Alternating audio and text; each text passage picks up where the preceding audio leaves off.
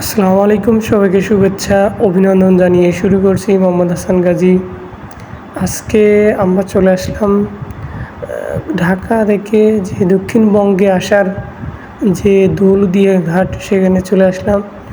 এখানে প্রচুর পরিমাণে ভিড়, যে গাড়ি পারাপারে ফেরিতে গাড়ি আটকে আছে এবং গাড়িগুলো হ্যাক করে নামানো হবে এবং ফেরি আনলোড করা হবে।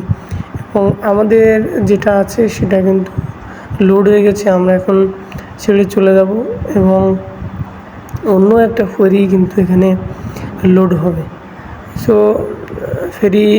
ফেরিতে আমরা সবাই বসে আছি এবং দেখছি কখন ছাড়ে। এবং দীর্ঘ সময় ধরে কিন্তু দৌলতদিয়া ঘাট, এটি কিন্তু প্রচুর পরিমাণে ভিড় এখানে হয়ে থাকে এবং নদীটি কিন্তু খুবই বড়, সাগর বললেই চলে এমন একটা বড় নদী, পদ্মা সেতু যেখানে হয়েছে এবং এর পাশেই কিন্তু এটি অবস্থিত। এবং এই নদী, পদ্মা নদী কিন্তু খুবই ভয়ঙ্কর এবং খুবই বড় এই নদীতে কিন্তু আপনার ফেরি চলাচল করবে এবং গাড়ি তার নির্দিষ্ট স্থানে পৌঁছে দেবে।